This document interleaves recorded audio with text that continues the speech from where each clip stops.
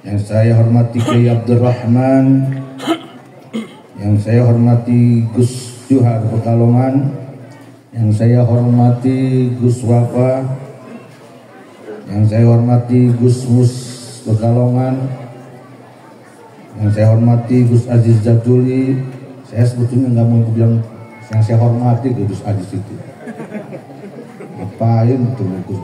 Hormati Gus Aziz ya, ini dihormat kayak Pak Lawi aja nih.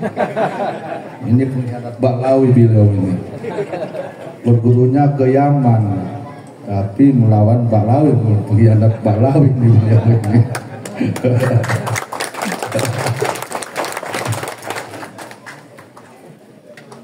Yang saya hormati sahabat-sahabat Banser Ansor. Banser siapa kita?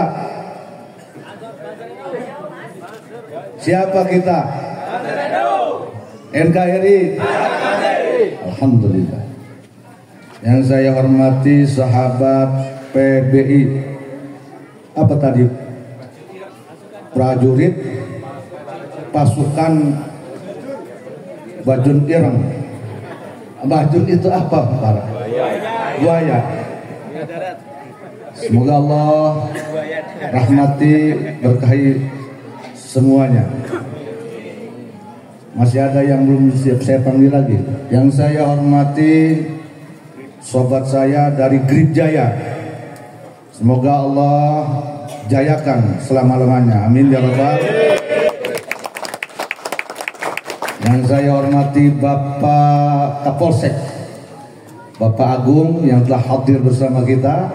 Yang saya hormati Bapak Dan Ramil yang mewakili, Bapak Kades dan seperangkat Desa Bandung Gede. Ya, jadi Bandung Gede di sini ya, Bandung kecil di sana di Jawa Barat. Ya. Yang saya hormati sesepuh dan tokoh masyarakat Bandung Gede, para ibu-ibu, para dulur-dulur yang saya hormati. Semoga Allah limpahkan maghfirah, rahmat, taufik, hidayah, inayah, istiqamah, selamat di dunia wal akhirah. Amin ya rabbal alamin. Saya kemarin tuh ada berita dari Gus Aziz. Abah diminta ceramah di mana, saya bilang? Di Temanggung. Saya jawabnya sambil berdiri sambil jalan. Katanya siap enggak, Bah? Saya bilang siap sambil jalan ya. Dapat 2 hari saya bilang saya lupa nih kenapa bilang siap gitu ya. Kenapa setelah jawab? Karena saya lagi sakit. Jadi saya waktu pulang dari Karawang, setelahnya mendengar ada persekusi atas anggota Banser dan Rois NU dari Bekasi, dan ada ancaman akan dihadangnya deklarasi PWI di Karawang, saya hadir ke sana. Pulang pergi, datangnya ke Banten pagi jam 7 pagi. Jadi saya batuk pilek 2 minggu belum sembuh. Makanya ketika Gus Aziz bilang, Bah diminta ceramah di mana, di Temanggung, saya ingatnya ke Gus Wafa aja Temanggung. Oh yang dulu saya ke Temanggung gitu kan. Langsung saya jawab aja, nggak mikir lagi. Siap Bah, siap. Dapat 2 hari, saya bilang di mana saya belum sehat. Dan kemarin hampir-hampiran saya tidak bisa hadir Pak Kiai, tetapi karena saya sangat cinta ke Temanggung dan ini adalah tanggung jawab saya, rasa sakit tidak terasa tuh. Jadi sakit sesuatu nggak dirasa sama saya, kalah oleh cinta ya Bu ya. Jadi cinta itu segalanya tuh, betul itu. Orang tuh kalau cinta sakit, pedih, perih nggak terasa. Diancam siapapun nggak pernah ada rasa gentar. Dasar itu cinta ya. Yang penting jangan terlalu cinta ke Baalo Ibu. Nanti didawir kalau terlalu cinta Bali, didawir ibu. Siap-siap kalau cinta ke Bali didawir. Para bapak, para dulur sing kula hormati. Indonesia ini tidak lepas dari banyaknya zuriat Rasulullah Muhammad sallallahu alaihi wasallam.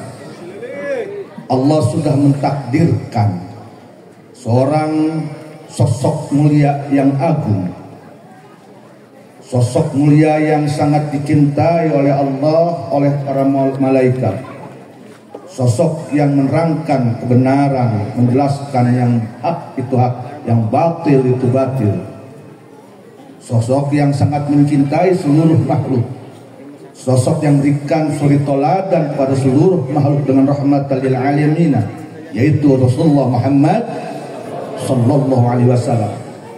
Rasulullah Muhammad sallallahu alaihi wasallam seorang nabi ummi yang dari gen beliau melahirkan ulama-ulama, melahirkan para kiai ke seluruh dunia, khususnya Indonesia. Dari gen beliau, dari warisan ilmu beliau, maka jayalah Islam, berdiri keagungan Islam dan umat Islam, karena beliau Rasulullah Muhammad sallallahu alaihi wasallam, yang oleh karena beliau kita semua menjadi muslim, yang oleh karena beliaulah kita semua menjadi penyembah Allah subhanahu wa ta'ala, oleh karena beliau kita menjadi orang yang cinta kepada Allah, oleh karena beliau kita menjadi orang yang sangat takut kepada Allah subhanahu wa ta'ala. Andai kata Allah tidak turunkan beliau ke muka bumi, mungkin kita masih menjadi orang yang jahiliyah para hadirin. Oleh karena itu saya memberikan apresiasi kepada kesepuhan kita yang pada hari ini sudah mengadakan acara Maulid Nabi sebagai bukti kecintaan pengagungan beliau, yaitu Bapak Kiai Haji Muhammad Wildan Yusuf. Namanya Yusuf seperti dengan saya, tapi ilmunya lebih tinggi daripada saya, akhlaknya lebih mulia daripada saya. Namanya sama, beda akhlak, beda ilmu para hadirin. Ini satu bukti betapa beliau ini kesepuhan kita sangat cinta kepada Rasulullah Muhammad sallallahu alaihi wasallam, dan tentu beliau juga sangat cinta kepada dzurriyyah Rasulullah Muhammad sallallahu alaihi wasallam. Bukan hanya cinta pada Rasulullah, bukan hanya cinta pada dzurriyyahnya, tetapi cinta pula kepada umatnya. Zaman sekarang ini Bu, banyak orang salah tafsir. Dikira oleh mereka itu hanya dengan modal cinta dzurriyyah, cinta kepada dzurriyyah itu cukup untuk mendapatkan cintanya Rasulullah Muhammad SAW. Itu salah. Orang yang cinta kepada dzurriyyah Nabi tapi tidak cinta kepada umatnya, sama saja orang itu batal kecintaannya. Betul tidak? Ngibatan. Ketika seseorang mengatakan cinta pada Rasul, maka dia pun harus cinta kepada dzurriyyahnya. Ketika dia cinta kepada dzurriyyahnya, wajib cinta kepada umatnya. Karena tidak bisa dibedakan, tidak bisa dipisahkan antara dzurriyyah dan umat Rasulullah Muhammad SAW oleh Nabi kita Muhammad sallallahu alaihi wasallam. Maka oleh karena itu Bu, Nabi kita tuh sebelum wafat, apa yang beliau katakan? Apa dzurriyyati? Apa? Enggak. Apa yang dikatakan oleh Rasulullah? Ummati. Masya Allah, ummati. Beliau mengingat umatnya, khawatir kepada umatnya. Tidak dikatakan dzurriyyati tidak para hadirin. Ummati. Maka itu satu tanda bagi mereka-mereka yang berpikir bahwa begitu berharganya umat Nabi Muhammad di mata Rasulullah Muhammad. Ini satu bentuk pelajaran bagi kita. Tidak boleh kita agungkan dzurriyyatnya kemudian membenci umatnya. Para hadirin, pemikiran yang salah. Ketika terjadi mengagungkan pada dzurriyyatnya tetapi menghinakan umatnya, akan terjadi itu diskriminasi, merendahkan yang lain yang terjadi di saat ini di negeri kita ini. Nauzubillah. Satu kelompok yang merasa dirinya mempunyai kasta yang tertinggi dibandingkan yang lain, itu ada bentuk feodalisme. Para hadirin, hasil dari produk Belanda yang diturunkan diikuti oleh mereka, padahal Rasulullah Muhammad SAW, Nabi kita, tidak mengajarkan itu. Betul tidak? Gibatan. Alhamdulillah. Kemudian ketika Rasulullah Muhammad SAW dengan siap Islamnya mengutus sahabat, ada yang ke Cina, ada yang ke Afrika, ada yang ke Bukhara, ke Samarkand, ada yang ke India, kemudian datang ke Jawa. Para hadirin, siapa yang ada di Jawa? Tiada lain kecuali Wali Songo. Para hadirin,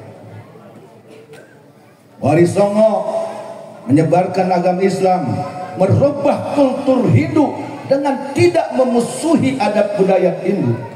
Wali Songo merubah kultur Hindu dengan tetap menghargai adat budaya Hindu, tidak dengan kekerasan, tidak dengan arogansi, tidak menyinggung umat Hindu. Oleh karena itu umat Islam, umat Hindu menjadi tertarik kepada agama Islam.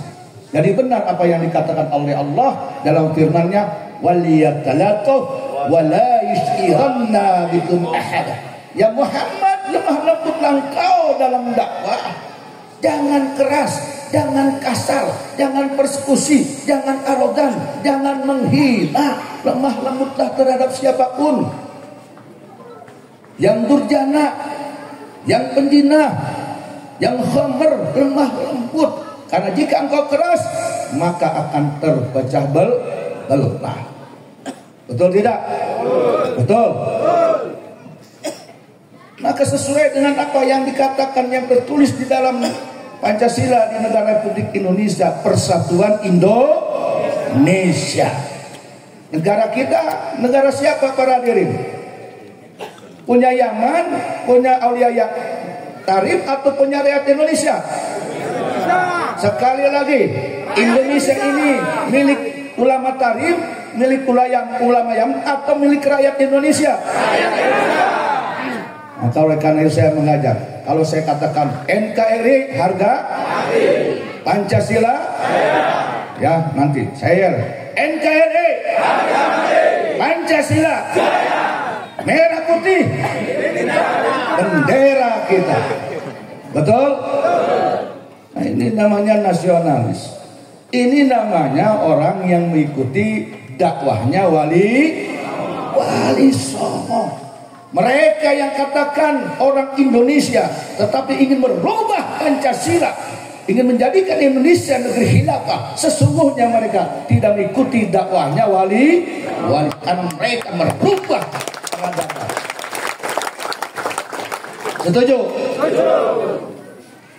Maka saya percaya ketika Indonesia dipenuhi oleh keturunan Wali Songo yang mewarisi dakwah Wali Songo, maka Pancasila akan semakin kuat para hadirin. Maka Bhinneka Tunggal Ika akan makin terpelihara. Maka merah putih akan berkibar selama-lamanya. Tetapi jika sebaliknya, keturunan Wali Songo dicaci maki, generasi Wali Songo dipatahkan, keturunan Wali Songo kemudian diajak menjadi pengikut klan-klan yang radikal, maka Pancasila akan tergeser oleh mereka. Nauzubillah. Ini harus dipahami oleh umarok kita. Ini harus dipahami oleh TNI dan Polri. Penguatan Indonesia adalah karena ruh dan sinar dakwahnya Wali Songo. Wali Songo yang menjadi motivasi, inovasi pejuang-pejuang bangsa ini, sehingga berdirinya NU. Tidak ada NU tanpa ada wali, sebab ruh NU adalah ruh dari Wali Songo. Penguatan agama, penguatan Indonesia adalah NU dan Muhammad. Hancur NU, hancur Muhammadiyah, bisa hancur Indo. Paham? Ngerti tidak ngerti? Ada yang setuju tidak? Ada yang tidak setuju tidak? Setuju semua? Alhamdulillah. Lalu siapakah Wali Songo? Ini sekarang Wali Songo ini diperebutkan, Bu. Ada upaya-upaya satu kelompok ngaku-ngaku Wali Songo adalah klannya. Ini sangat lucu sekali. Sekarang ini ada kelompok-kelompok yang selalu ngaku-ngaku semua yang punya jasa kepada Indonesia. Wali Songo diaku sebagai leluhurnya. Wali Songo adalah Ba'alwi. Jawa pintu Tarim. Jawa itu anak perempuannya ulama Tarim. Maka Indonesia adalah milik ulama Tarim. Salah tidak? Setuju tidak? Tolak jangan.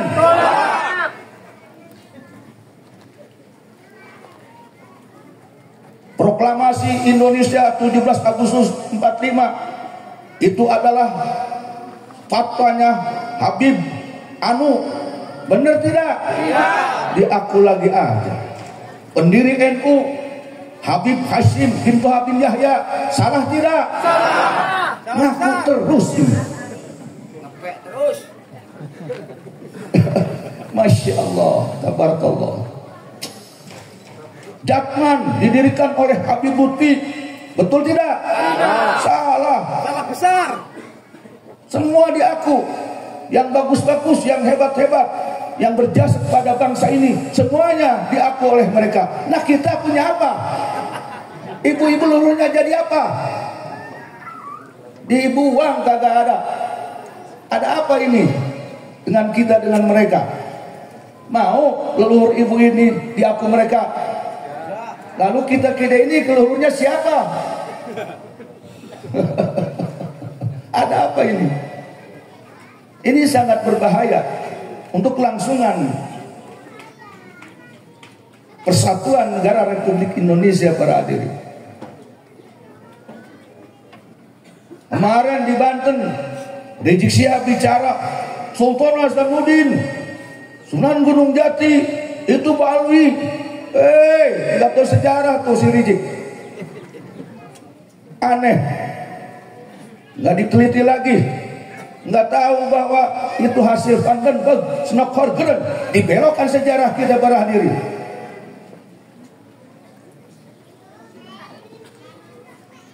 Ulama-ulama Nusantara yang di dalam ruhnya ada ruh Wali Songo akan terlihat dari dakwah mereka, terlihat dari akhlak mereka. Ulama-ulama kiai-kiai pribumi sepulau Jawa, Jawa Tengah, Jawa Timur, sampai Nusantara yang lain, semuanya memasturkan nasabnya. Betul tidak? Kagak ada tuh ulama Nusantara, para gus, para kiai di mana-mana. Di dalam darahku mengalir darah suci Rasulullah Muhammad SAW. Pret, apa-apaan? Kalau mau di dalam darahku darahnya merah, benar itu. Enak aja ngomong kayak apa aja. Di dalam dirinya mengalir darah Rasul, suruh tes DNA kagak mau. Malu tidak? Aneh itu orangnya. Ya, keturunan Wali Songo ini memasturkan nasabnya. Leluhur-leluhur kita, para Wali Songo, leluhur kita ini menyembunyikan nasabnya. Tidak boleh menjual-jual nasab. Mengapa? Karena Rasulullah Muhammad SAW di dalam beberapa kitab karang Syekh Abdul Qadir Al-Jalani, beliau mengakui seseorang sebagai zuriatnya, tapi ketika tidak berakhlak, maka falaisa minni, Mereka bukan bagian dariku, kata Rasulullah Muhammad SAW. Kau datang kepadaku jangan dengan nasabmu, tapi datanglah kepadaku dengan amalmu. Itu Rasulullah Muhammad SAW. Dari hadis itu, maka ulama kita di Nusantara, para wali songo, menyembunyikan nasabnya yang ke wali songo. Ditutup bu sisilah nasabnya. Makanya ulama kita itu banyak sekali nasab-nasab beliau yang tersambung ke wali songo disimpan di dalam peti. Anaknya nggak tahu dia turunan wali songo. Aragus para ulama, orang Temanggung, orang Boyolali, Wonosobo, dia nggak tahu itu dia turunan wali songo. Dia merasa orang biasa aja. Maka ketika anaknya sudah gede, sudah jadi kiai, baru ulama itu bilang ke istrinya, Bu, kalau saya sudah wafat, anak kita sudah ada jiwa tawadu, sudah berilmu, silahkan buka peti. Oh iya, apa artinya ya? Giliran dibuka itu ternyata nasabnya ke wali songo ke Rasulullah Muhammad SAW. Tapi karena beliau ini sudah tawadu, sudah mengagungkan Allah, sudah ada rasa cinta kepada umat, dan sudah menganggap ini nasab bukan segalanya, beliau tidak sombong. Gus-gus ini tidak sombong, kiai-kiai ini tidak sombong. Syekh Hasyim Asy'ari, Syekh Khalil Madura, Syekh Nawawi Tanaro, Syekh Yasin Padani, Imam Bojol, Pangeran Diponegoro tidak sombong. Padahal mereka dzurriyyatun Nabi min jihad wali songo para hadirin. Saya yakin di sini semua ini ada keturunan wali songo, tetapi kita kadang-kadang tidak tahu. Betul tidak? Betul tidak? Jibatan? Seperti ini. Kita ini selain maulid Nabi Muhammad SAW, yang wajib kita ikuti, kita contoh akhlaknya. Mulianya seseorang adalah akhlaknya. La fadla li'arabin wa ajamin illa bitaqwa. Tidak ada keutamaan terhadap orang Arab atau orang Ajami bitakwa kecuali takwa. Setuju tidak? Oh ana Habib, terserah mau antum Habib mau apa, tidak takwa merusak NKRI, maka jangan kita hormati. Setuju tidak?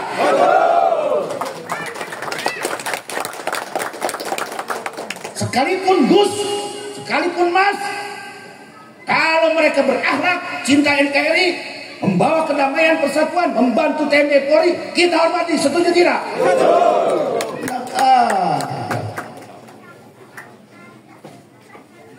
Tidak ada dalam Pancasila itu barang siapa keturunan Yaman, Tarim Yaman, Habib, maka wajib kau cintai. Tidak ada dalam Pancasila. Betul tidak?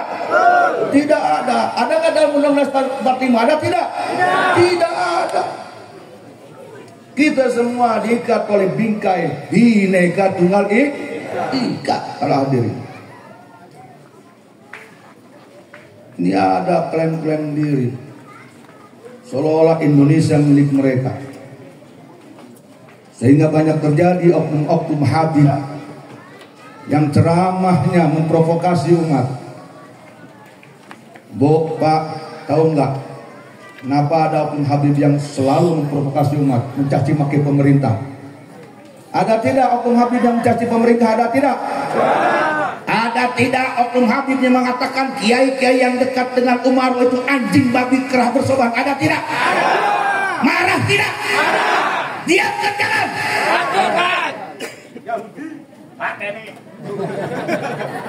Jangan dipateni mainannya ayam.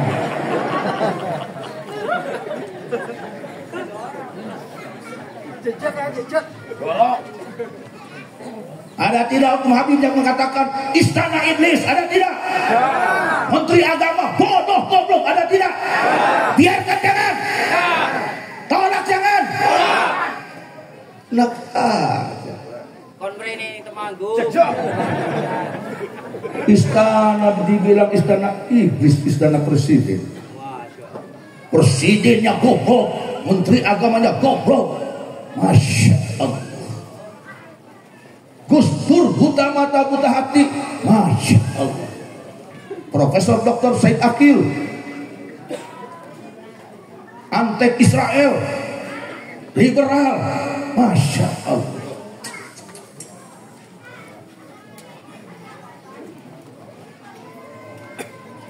Tapi kita ketika itu diam-diam baik, betul? Diam-diam baik kita itu. Gus Dur kita dicaci maki, kita diam-diam baik. Presiden kita dicaci maki, diam-diam baik. Kiai Haji Ma'ruf Amin, ulama Banten, darah Banten, darahnya bangsawan, darah pejuang, Presiden Wakil Presiden Indonesia, mantan MUI, petinggi NU, dikatakan iblis oleh Abdul Habib. Kita diam-diam baik, betul? Kenapa sebabnya mereka berkata begitu? Kenapa mereka berani begitu? Terkadang seorang TNI, seorang jenderal disindir, dihina, betul tidak? Jenderal Baliho, seorang jenderal TNI, marwahnya dirobek. Na'udzubillah. Ada satu gerakan teroris, polisi dituduh polisi fobia Islam. Masya Allah, kita diam-diam baik, betul? Betul. Dikemanakan Pancasila kita? Dimanakan rasa nasionalis kita ketika itu? Kita tidur ketika itu, betul? Maka apakah kita harus tidur terus? Haruskah kita tidur? Marwah presiden kita dihinakan, marwah TNI Polri dihinakan. Apa kita harus diam dan tidur terus? Saya salah satu orang yang tidak terima dengan itu. Saya sabar. Dari tahun 2010 saya melihat oknum-oknum Habib bicara begitu, saya diam. Saya nangis, saya diam. Saya nangis, saya diam. Kenapa sebabnya? Karena saya belum bisa masuk ke pintu mana saya harus melawan. Pertanyaan tadi, kenapa mereka melakukan itu? Kenapa? Ada yang tahu tidak, Bu? Nggak ada yang tahu? Harus ditahu jangan? Benar. Ketika seseorang merasa punya ego, dirinya dzurriyyatun Nabi, dan ketika nasab dzurriyyatun Nabi dianggap segalanya, lebih mulia dzurriyyatun Nabi daripada presiden, lebih mulia dzurriyyatun Nabi daripada jenderal di TNI Polri, lebih mulia dzurriyyatun Nabi daripada ulama-ulama, kiai-kiai pribumi, maka orang itu akan berani memaki siapapun. Orang itu akan berani mencaci siapapun. Orang itu akan berani merendahkan siapapun. Wajar kalau ada doktrin seorang Habib, oknum Habib, bahwa seorang Habib yang penjinah, pemabok, itu lebih mulia daripada 70 kiai yang bukan Habib. Na'udzubillah. Karena mereka mempunyai ego sebagai dzurriyyat Nabi lebih dari segalanya. Betul tidak? Betul tidak? Dzurriyyat disandingkan ke mending kalau benar dzurriyyat Nabinya ini palsu. Aneh juga banyak saudara kita ini. Lebih baik salah mencintai daripada salah membenci.